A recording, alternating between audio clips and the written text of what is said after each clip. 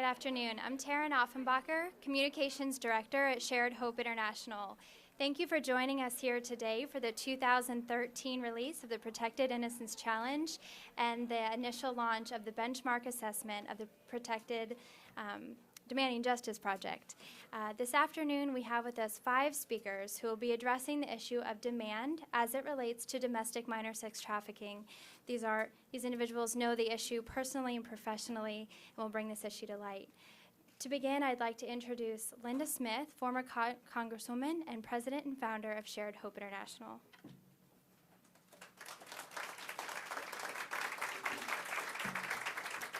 Well, thank you for coming into this room and standing packed like sardines. This is an exciting time. I'm just recalling 3 years ago when we released the first report card.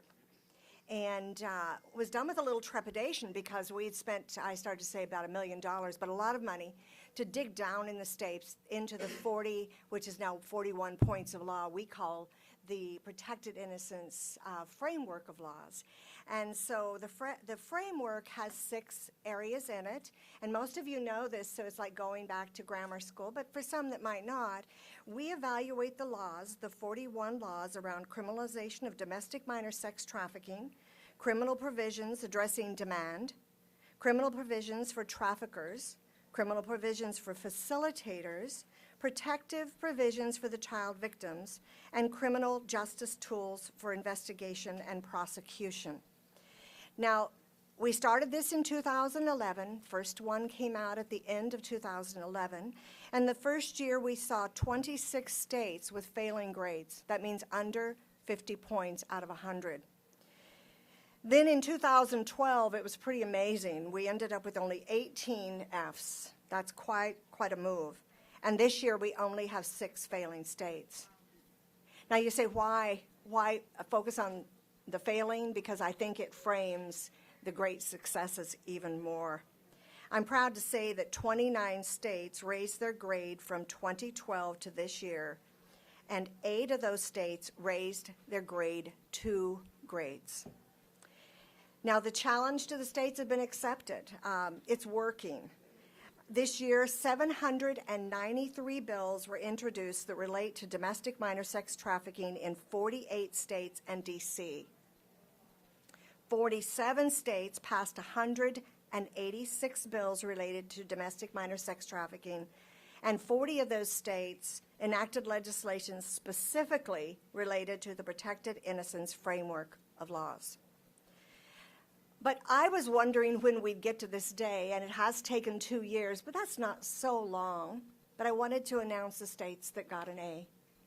And today I'm going to announce that 3 states got over 90 points, and they are A states: Washington, Tennessee, and Louisiana.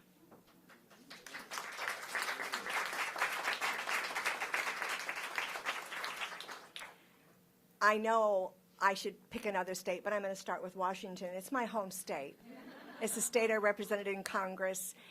It's the state I started working on the framework of law in before it was actually published as a methodology.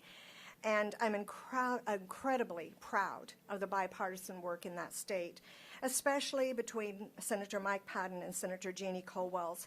They just toughed it in and literally passed one of the toughest laws that Washington State has seen against child abuse and especially trafficking.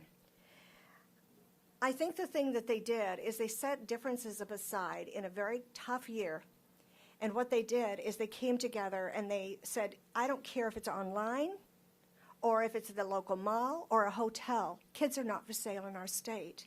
And did incredible work. They got a 92.5 total point value.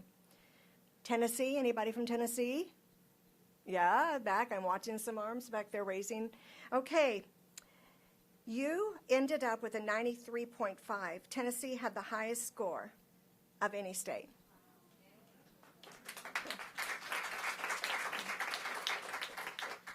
Now, I think it's important for you to know that this really was a statewide collaborative effort between nonprofits, the Tennessee Bureau of Investigation, and members of the General Assembly. One of the broader groups but also we're able to attain the very most. Louisiana, anybody here from Louisiana? I know there's somebody because I think I met somebody. But Louisiana had 93.5. And did I say this wrong? No, they had 93. They're half point behind. That would be terrible to get that wrong. The effort to improve Louisiana's score was led by Senator Sharon Weston Broome and State Representative Neil Ameronson, with Shared Hope Ambassador of Hope Kara Van de Kar, founder and executive director of Eden House and a former U.S. diplomat. I think that the important thing about Louisiana is they are the first state to get a perfect score in the area of demand, fighting demand, going after the buyer of commercial sex with minors. Now, I couldn't, because it was such a struggle, and Wyoming's such a small state, not mention Wyoming. They had the largest improvement with 38 points, from going from a 32.5 to a 70.5 points, and they went from an F to a C. Amazing, amazing. And remember, so many of these states don't have legislative, much legal, much help. They have to dig in and put a lot of effort into that. Now, I'm going to move to an issue that has become the top priority for Linda Smith, and from my vantage point, this has to be where we focus going forward. And it is the reason I'm going to tell you about a new study Shared Hope has started. And I'll give you a little information on it in a moment. But the most significant progress we've seen is 48 states in the District of Columbia have a commercial sexual exploitation of children or trafficking law that applies to buyers now. When we started, it was more common to find a misdemeanor and a small fine, if much of anything. Now, we know that buyers can face significant penalties, and I was a part of the work with the states, and many of you were, where we passed buyer legislation now 3 sessions ago. And yet, we're not seeing the number of buyers arrested and prosecuted. In certain places, it's amazing, like Phoenix, and you're going to hear from Officer Gallagher, but it was very rare. So we decided to take a look at this. We have serious laws, but why aren't they being used? Or are they, and we just don't know? Well, we decided to launch the Demanding Justice Project to measure the criminal consequences for those who are arrested for buying or attempting to buy children for sex. Today, we're going to release the benchmark. That is the first level of the research. You can get that, but I'll give you a little bit of information on it. It has a 5-year window starting in 2008. What we did was a national desk review, found everything we could find that we could find from media, from local law enforcement, anything that was easy to find. So you can imagine there's a lot more we didn't find. So we found 407 arrested buyers who were identified in 48 states and D.C. In 166 cases, the initial charge was C-sex trafficking. In 48 cases, the final charge remained a child sexual exploitation of trafficking charge. Doesn't take you long to work down on that, does it? To realize we're not getting through those cases, even if they're identified. Though 48 states have a C-sex or trafficking law that pertains to buyers, and buyers were identified in 47 states, only 18 of those states had a federal or state C-sex or trafficking conviction. We're losing those cases somewhere in it. We need to figure out what's happening. And it could be the issue is just ripening. People are just getting to know. And one of our goals will be to make this very, very aware. And look at these cases. If they were prosecuted for nothing, then it's something. Because if they're identified as a buyer of commercial sex federally, they're involved in trafficking, aren't they? So they should be getting 10 to 15 years. And these men, in big part, and big part men, walked away. So today our panel and our speakers are focused on the issue of demand, not because we're forgetting restoration. Some of you this afternoon are here for the National Colloquium. They're coming together to find the best standards and the best applications and to share them. But we want to say, as committed as we are at Shared Hope International, to restoring these kids and to preventing trafficking. We also believe that we have to put an equal amount, and if not for a while, maybe even more, focus on those that would consume the innocence of our children. Thank you.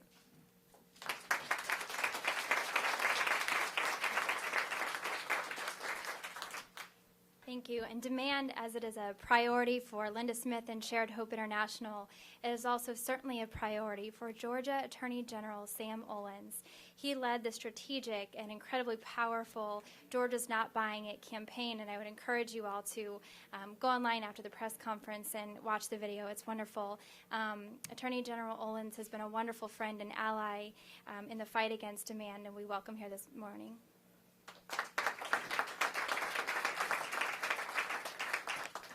Good afternoon. I'm proud to be here today with this distinguished group of advocates and law enforcement as we fight to end sex trafficking. Just 3 years ago, I met Linda Smith at a conference for new attorneys general and found out about the issue I knew not. And it wasn't pretty, and as a result of that, I got engaged, and I'm pleased that my office and our state has gotten very engaged to combat modern-day slavery. Linda, of course, is one of the earlier crusaders, and many of us are now catching up with her. At the time, it was bad enough just to try and use the word sex trafficking, but to actually deal on the demand side was thought something that wouldn't happen for many years to come. But it had to come, and thankfully, that discussion is occurring sooner than many folks thought it would ever occur.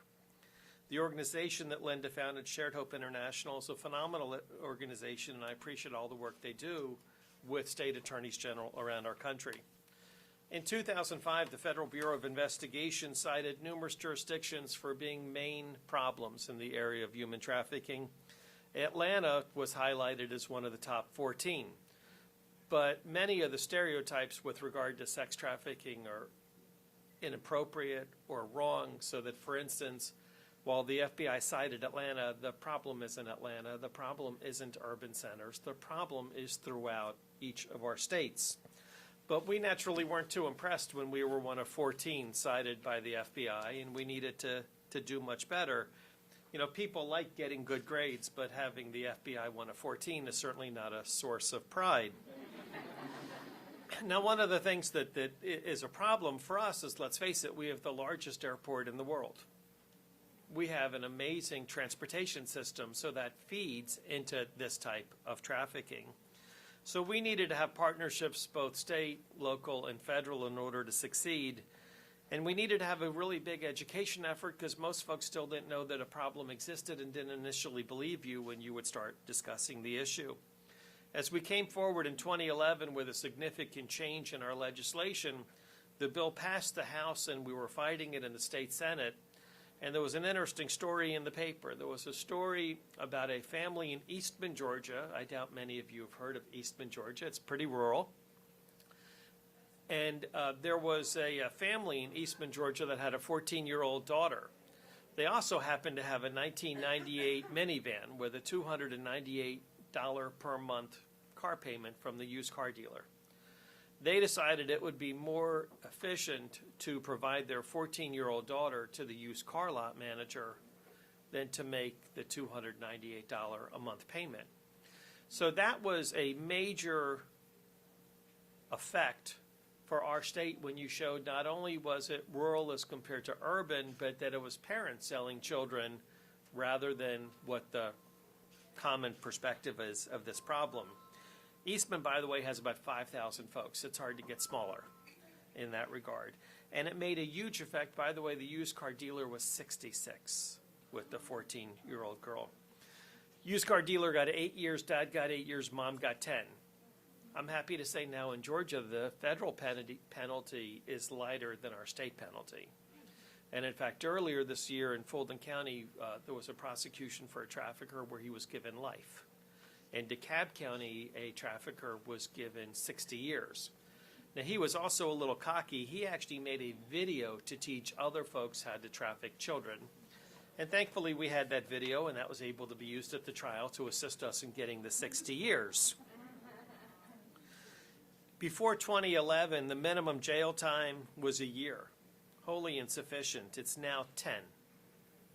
Now, when you're dealing with a minor, it's 25 to 50 year life. And as I've mentioned, we've already had at least one sentence that I know of where they were given life. There's additional fines, additional abilities with regard to victim witness.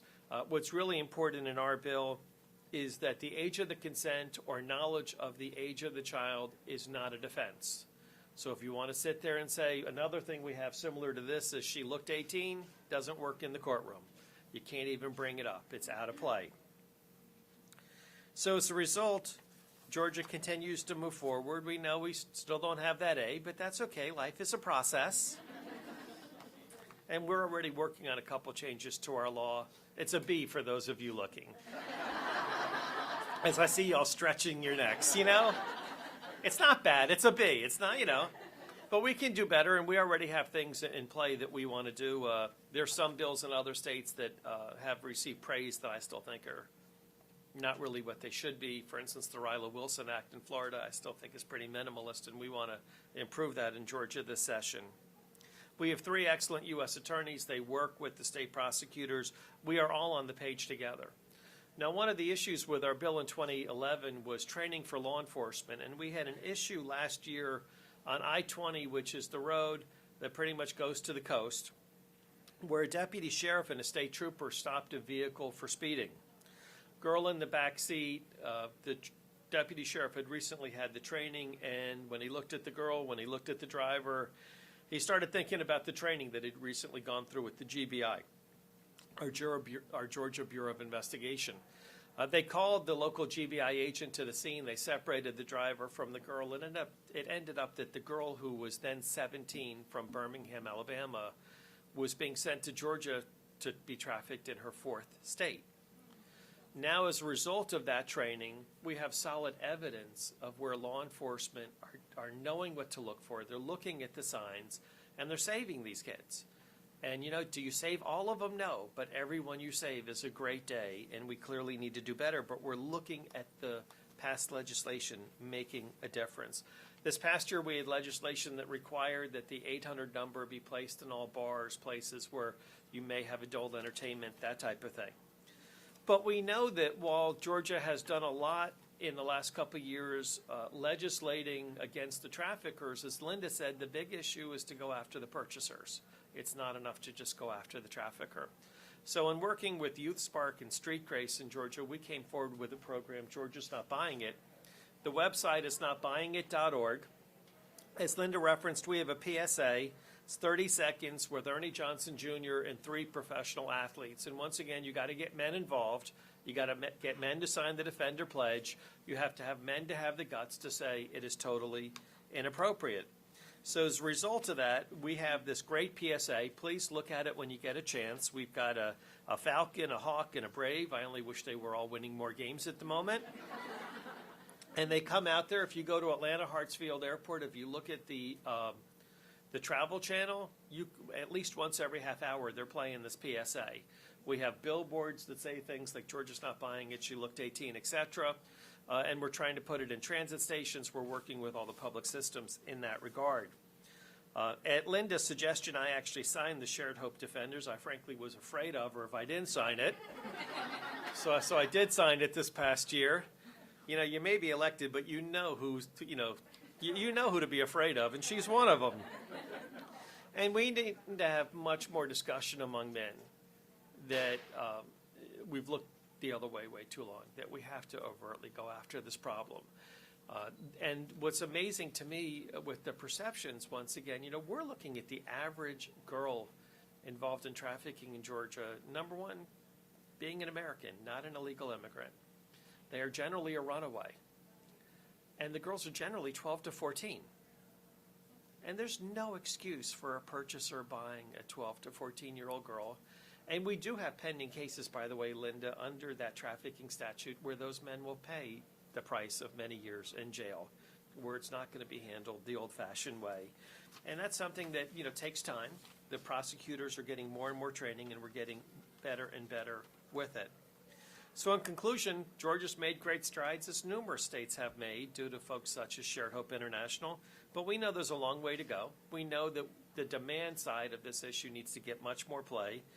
And we're simply here, along with many other attorneys general that will be part of this process for years to come, because that's what our society should demand, and it's what we must demand in law enforcement. So as Attorney General of the state, I am proud to be a part of this fight. God bless you all for fighting each and every day, and we'll get there. Thank you.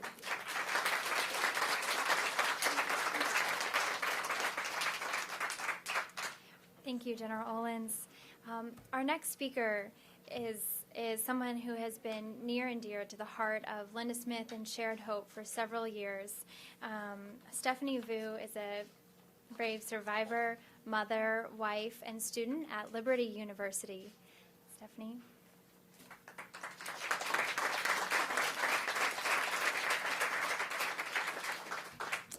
Hello, I'm Stephanie Vu, as you know.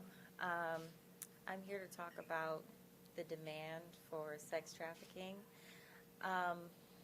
It's really strong. I mean, I think we all know that, and the impact it's had on my life. I was trafficked for almost 3 years when I was 13, and there were even girls younger than me, and the fact that there's a demand for girls in that age range is really sad, and it should break everyone in America's heart.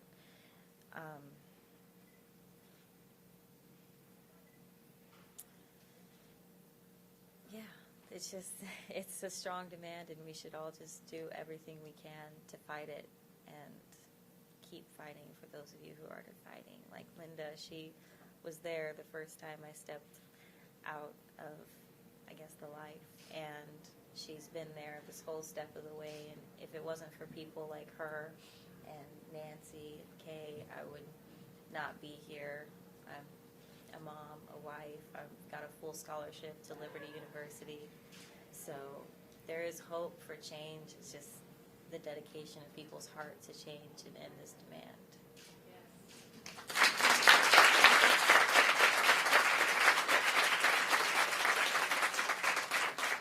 Thank you, Stephanie. Another dear friend of Shared Hope is Lieutenant Jim Gallagher with the Phoenix Police Department. We met him 3.5 years ago when we were on a site visit in Arizona, and he was just new to leading the vice unit in the Phoenix Police Department. Since then, over the last 3.5 years, he has been an amazing resource, ally, and friend. We've learned so much from him and his team, and appreciate all the great work he's been doing.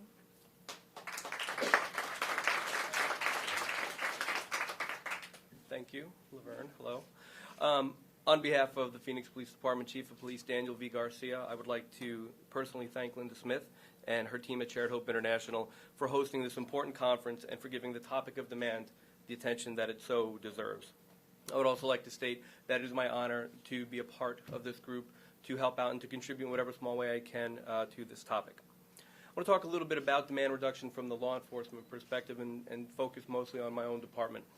In the Phoenix Police Department, we believe that demand reduction is about two things: victim care and suspect accountability. We have learned over time and through far too many victims that an essential part of their healing process is the ability to hold their abusers accountable. We firmly believe that it is demand that drives victimization. That is the theme that you will hear constantly in the Phoenix Police Department. But why is demand so important to the Phoenix Police Department? It's because we've seen the same 15-year-old girl pose seductively on an adult-themed website advertising her innocence for sale. It is because we've had to track down this same girl 3 times, finding each time that her physical, mental, and emotional health is declining rapidly due to her increasing drug habit that she tells you is to numb her to her circumstances. It is because on her last recovery she lunged for a gun and told us that she didn't care if she lived or she died at that point. And it is for this powerful reason alone that she gave us: I hate what these men make me do. Demand drives a victimization. It is for this reason that our demand reduction strategies are one of the key components to our response to domestic minor sex trafficking in the Phoenix Police Department. We have a 3-pronged approach, like many departments do. First and foremost, we rescue the victim. Secondly, we aggressively investigate and prosecute the trafficker. And third, we hold equally responsible the John. Without the demand for minor victims, this problem would not exist. Demand drives victimization. We have regular demand reduction strategies in the Phoenix Police Department, like many other departments across the country. We put on regular customer apprehension programs to let Johns know that there is always a chance that we're going to be on the other side of that hotel room or be in that car or be on that street when you try to purchase sex from an adult or a juvenile. We are also participating in very progressive demand reduction tactics. As many of you know, we participate in Operation Cross Country with the FBI, but we take it a step further. While the goal of that project is to identify and rescue minor victims, we put out ads looking to get the demand side as well. So during each time, we have a dual focus. Most importantly, in the Phoenix Police Department, we have Operation Heartbreaker, where we do essentially, we take drug tactics, the tactic of reversals, and then we lure in men that are looking for juveniles. And as some of you may know, I know Linda's well aware of it, we get very high-profile CEOs and founders of corporate entities, and we get prominent people in our community, and it doesn't stop us. It does not stop the strategy, because everybody should be equally responsible. Because this topic is so important to the Phoenix Police Department, we have been very fortunate to join with Arizona State University to develop a very innovative and unique research relationship through Dr. Dominique Rosepowitz, who is the head of the Sex Trafficking Intervention Research Office, of which I am a part. We most recently conducted a study on demand called Invisible Offenders, because as some people have alluded to so far, many times the demand is overlooked. It is often the trafficker and it is often the victim, but we tend to forget about the demand. During this very innovative and extremely complicated academic study, we found through a 15-city population review that we found an estimate of customer behavior for online sex ads that indicated that demand is far greater than what we ever expected. Over a 2-week period, we received over 1,000 graphic, and I mean very graphic, phone calls and text messages soliciting sex based upon ads that we posted in these cities. And for example, we were able to identify a demand for sex in Phoenix of over 78,000 men.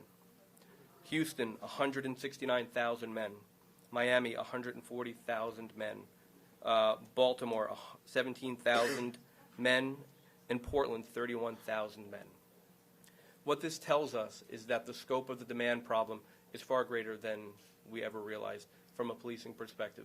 And it's because of these relationships that we have with Arizona State that we're now able to identify this and create strategies to go after them, particularly in partnership with groups like Shared Hope International. Now, those of us who are here have a vested interest in demand reduction and victim care and concern, and it should be common sense, but to many people it is not.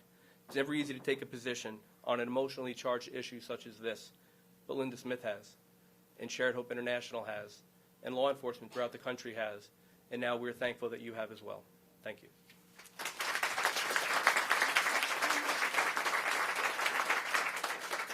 Thank you, Lieutenant Gallagher.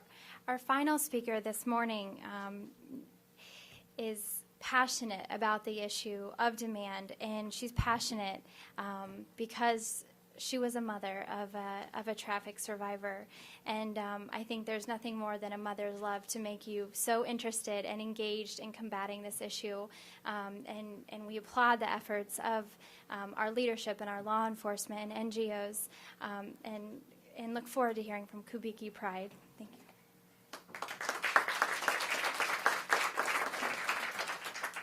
Hello, everybody. Thank you, Ms. Smith, for having me here. On February 26, 2010, my family's life changed forever. After 7 months of worrying and searching for my daughter who had been missing, I finally found her, but she wasn't the way she was. I opened a link on a site that I had used quite often for my son to buy and sell video games, only to find a picture of my daughter, naked from the waist down, for sale. Oh gosh, sorry. I went through a world of emotions. I was brokenhearted and I was angry, but most of all, I just wanted my daughter back home. For several days, I waited impatiently for the authorities to rescue her before I realized I had to act on my own. And when I got her home, I had so many questions, but after seeing the multiple cigarette burns and her head shaved, it disturbed me. It disturbed me deeply to know that, I'm sorry. It disturbed me deeply to know that a female trafficker and a website had worked together to sell off my child's body, soul, and dignity, and that sick, perverse individuals were renting my child to sexually abuse her. I promise you, nothing can prepare you for life after your child has been sold into sex slavery. The mental, physical, and emotional scars that she endured were so severe, I often question how anyone or anything of the living could go through such pain. Child sex slavery is an unforgivable crime against children, the children involved, and against humanity, for it is like a stray bullet. It can affect any home, paralyzing its victims, leaving a trail of tears, pain, and destruction, with no chance of regaining the innocence lost. Websites like Backpage.com facilitate the sale of children. They abuse the Communication Decency Act to profit off the enslavement of their bodies. And these crimes have been modernized, so we no longer can look to the prehistoric laws that don't remotely relate to the world we live in presently. But if we unite to bring back the morality that this country was built on, maybe we can save our children from the new calamities of the evolving world we live in today. I believe change is on the horizon, but it's going to take all of us working together to protect the innocent and most vulnerable. Thank you.